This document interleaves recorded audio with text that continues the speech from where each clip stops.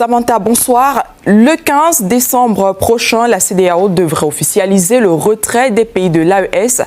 Au-delà de cette décision, est-ce que l'on devrait en savoir un peu plus sur l'avenir des relations entre l'institution ouest-africaine et l'AES ? Bonsoir à vous, Adrienne. Alors, c'est un futur très incertain pour l'instant. Le retrait du Mali, du Burkina Faso et du Niger devrait être effectif le 29 janvier 2025. Alors, c'est un processus de désengagement qui remonte à janvier 2024. C'était une décision historique prise par les pays de l'AES de se retirer de l'organisation sous-régionale, considérée comme un relais d'ingérence étrangère, surtout après les menaces d'intervention militaire. Il faut s'en souvenir, au Niger pour restaurer Mohamed Bazoum. On a aussi deux visions. On a une vision plus marquée par des réformes et puis une autre, celle de la CEDEAO, qui s'arc-boute sur de vieux schémas. Un exemple, c'est le maintien du processus de retrait conformément au texte de la CEDEAO qui prévoit un délai d'1 an avant que ce retrait ne soit effectif, alors que les pays de l'AES avaient formulé par écrit leur volonté de quitter l'instance et surtout de ne pas y revenir, donc beaucoup de temps perdu. Et c'est une situation aussi, il faut le dire, qui a quand même alimenté beaucoup de tensions au lieu de se focaliser sur les voies et les moyens, effectivement, d'une collaboration future. Il faut aussi préciser que la médiation qui a été mise en place et dirigée par les présidents togolais et sénégalais, s'est aussi concentrée sur les pistes possibles pour essayer de convaincre les pays du Sahel de revenir au sein de l'instance ouest-africaine au lieu de se concentrer sur la suite, c'est-à-dire après. Alors les perspectives, effectivement, pour l'instant, il y a beaucoup d'inconnus.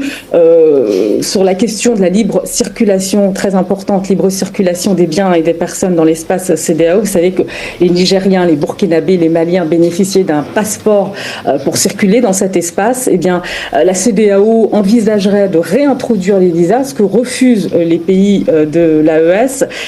Donc, il va falloir trancher sur cette question. Autre inconnu aussi, c'est bien évidemment la collaboration possible, surtout en matière de sécurité. Et là encore, la CEDEAO ne montre pas vraiment l'exemple, puisqu'elle a créé une force contre le terrorisme et contre les changements inconstitutionnels, avec l'appui de pays occidentaux qui sont plutôt hostiles aux pays de l'AES. C'est une force qui vise les pays de l'AES et qui exclut ces pays aussi.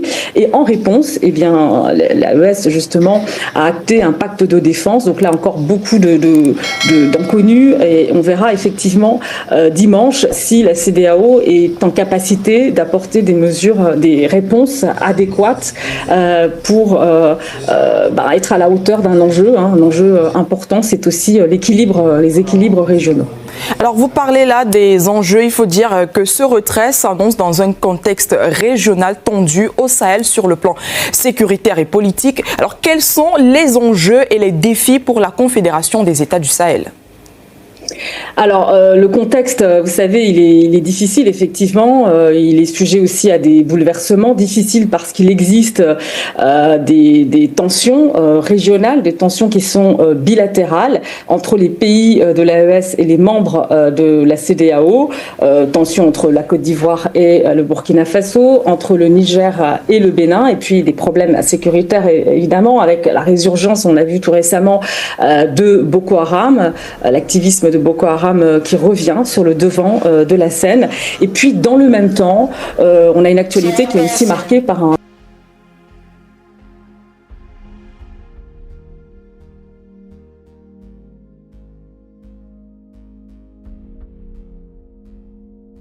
leurs réformes sur le plan politique, économique et aussi social, en prenant en compte ce contexte qui est compliqué, toujours sans perdre de vue aussi les perspectives d'élargissement. On pense bien évidemment au Tchad, qui pourrait être tenté de rejoindre l'AES. Alors, il y a d'un côté l'élargissement et puis de l'autre aussi le renforcement des partenariats bilatéraux qui existent déjà. Donc, l'objectif pour l'AES, surtout, ça va être de montrer que cet espace est loin d'être isolé sur le plan politique, économique et diplomatique aussi.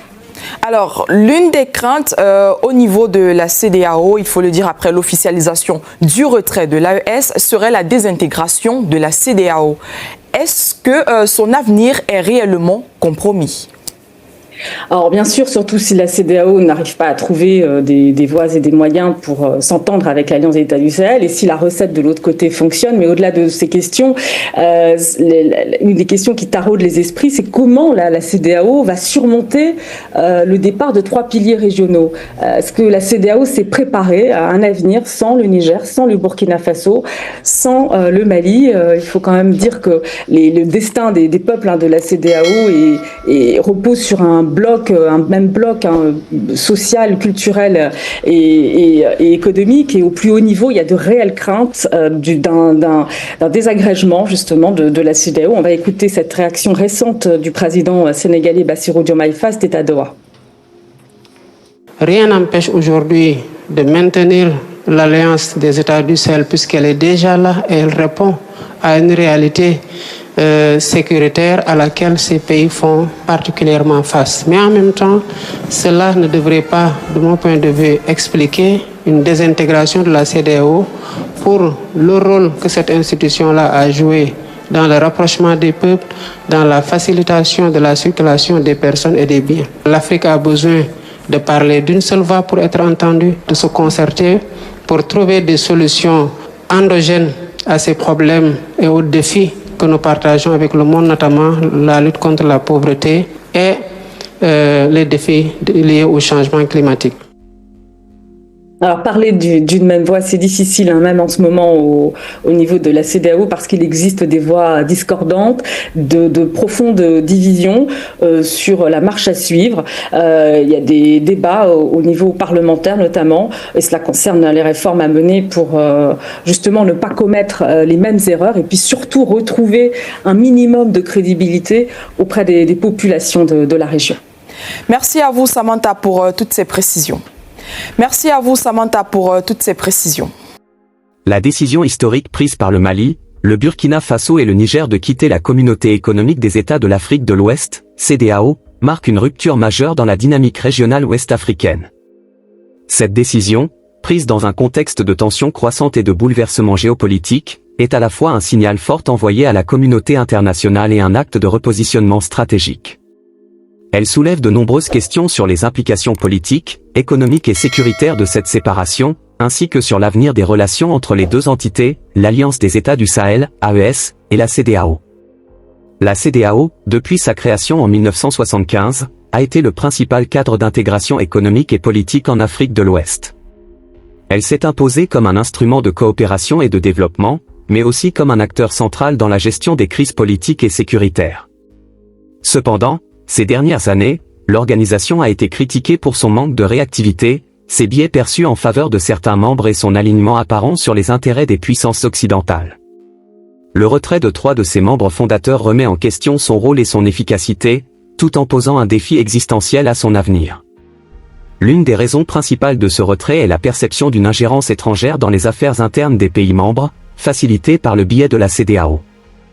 Cette critique s'est particulièrement intensifiée après les menaces d'intervention militaire au Niger suite au coup d'État qui a renversé le président Mohamed Bazoum. Pour le Mali, le Burkina Faso et le Niger, la CEDEAO n'est plus perçue comme un outil d'intégration régionale, mais comme un relais des intérêts géopolitiques occidentaux, en particulier dans un contexte où ces 3 pays cherchent à redéfinir leurs alliances internationales, notamment avec la Russie. Cette divergence de vision illustre un fossé croissant entre les priorités des États sahéliens et celles du reste des membres de la CEDEAO. Le processus de désengagement de ces 3 pays a débuté en janvier 2024, lorsqu'ils ont officiellement annoncé leur intention de quitter l'organisation. Cependant, conformément au texte régissant la CEDEAO, une période transitoire d'1 an est requise avant que ce retrait ne devienne effectif, soit en janvier 2025. Ce délai, bien que technique, a alimenté des tensions supplémentaires, car il a été perçu comme un frein bureaucratique à une décision souveraine. Les pays de l'AES ont clairement exprimé leur volonté de quitter immédiatement l'organisation, dénonçant ce qu'ils considèrent comme des blocages inutiles. Sur le plan économique, cette séparation pose des défis considérables. La CEDEAO repose sur un système de libre circulation des personnes et des biens, facilité notamment par un passeport commun. Le retrait des pays sahéliens remet en question cet acquis fondamental de l'intégration régionale. La réintroduction possible de visas pour les citoyens du Mali, du Burkina Faso et du Niger pourrait avoir des conséquences négatives sur les échanges commerciaux, les migrations et les interactions transfrontalières, affectant particulièrement les populations les plus vulnérables. De plus, les chaînes d'approvisionnement, déjà fragiles dans ces régions, pourraient être davantage perturbées, exacerbant les défis économiques auxquels ces pays sont confrontés. Le volet sécuritaire constitue un autre enjeu majeur. L'instabilité dans la région sahélienne, marquée par la présence de groupes armés terroristes, nécessite une coopération régionale forte. La CEDEAO, avec l'appui de partenaires internationaux, a mis en place une force spéciale destinée à lutter contre le terrorisme et les changements anticonstitutionnels. Cependant, cette initiative a été perçue par les pays de l'AES comme une tentative de marginalisation et une menace directe à leur souveraineté. En réponse, l'AES a adopté un pacte de défense visant à renforcer la coopération militaire entre ses membres. Cette dualité des approches risque de fragmenter davantage les efforts régionaux, à un moment où l'unité est cruciale pour faire face aux défis sécuritaires croissants. Le contexte politique dans lequel s'inscrit cette séparation est également marqué par des tensions bilatérales entre les membres de l'AES et ceux de la CEDEAO. Par exemple, les relations entre le Burkina Faso et la Côte d'Ivoire ou entre le Niger et le Bénin se sont détériorées, alimentant une méfiance mutuelle. Ces tensions, combinées à la résurgence des activités de groupes armés tels que Boko Haram, compliquent encore davantage la situation. Les pays de l'AES doivent non seulement gérer ces défis sécuritaires, mais aussi mettre en œuvre des réformes politiques, économiques et sociales ambitieuses pour répondre aux attentes de leur population. Sur le plan diplomatique, l'AES cherche à démontrer qu'elle n'est pas isolée. Le potentiel élargissement de cette alliance, avec l'adhésion possible du Tchad, pourrait renforcer sa légitimité et sa capacité à peser dans les affaires régionales. Par ailleurs, l'AES travaille à établir des partenariats bilatéraux et multilatéraux solides, en diversifiant ses alliances au-delà des cadres traditionnels. Cette stratégie vise à montrer que l'AES est un acteur crédible et indépendant sur la scène internationale, capable de contribuer de manière significative à la stabilité et au développement du Sahel. Pour la CEDEAO, le départ de 3 piliers régionaux représente un coup dur. Le Niger, le Burkina Faso et le Mali ont joué un rôle central dans l'organisation, tant sur le plan politique qu'économique. Leur retrait pourrait affaiblir la capacité de la CEDEAO à gérer les crises régionales et à promouvoir l'intégration. Cette situation soulève des questions sur la pertinence et la viabilité de l'organisation dans sa forme actuelle. Pour éviter une désintégration complète, la CEDEAO devra entreprendre des réformes profondes, notamment en renforçant sa crédibilité auprès des populations et en répondant aux critiques sur sa gestion des crises. Dans ce contexte, le discours selon lequel l'Afrique doit parler d'une seule voix prend tout son sens. Cependant, l'unité reste difficile à atteindre, compte tenu des divisions profondes au sein de la CEDEAO et des visions divergentes des membres de l'AES. La capacité de ces deux entités à dépasser leurs différends et à trouver des solutions communes sera déterminante pour l'avenir de la région. À défaut, l'Afrique de l'Ouest risque de s'enfoncer dans une fragmentation croissante, compromettant ses efforts pour relever les défis communs tels que la lutte contre la pauvreté, les changements climatiques et l'insécurité. En conclusion, le retrait des pays de l'AES de la CEDEAO marque une étape cruciale dans l'histoire de l'Afrique de l'Ouest. Cette décision reflète des aspirations légitimes à une plus grande indépendance et une réorganisation des priorités régionales. Cependant, elle pose également des défis considérables, nécessitant une réflexion approfondie sur la manière dont les deux entités peuvent coexister et coopérer malgré leurs différends. Si ces défis sont relevés avec succès, cette séparation pourrait ouvrir la voie à un nouveau modèle de gouvernance régionale, plus adapté aux réalités et aux aspirations des peuples concernés.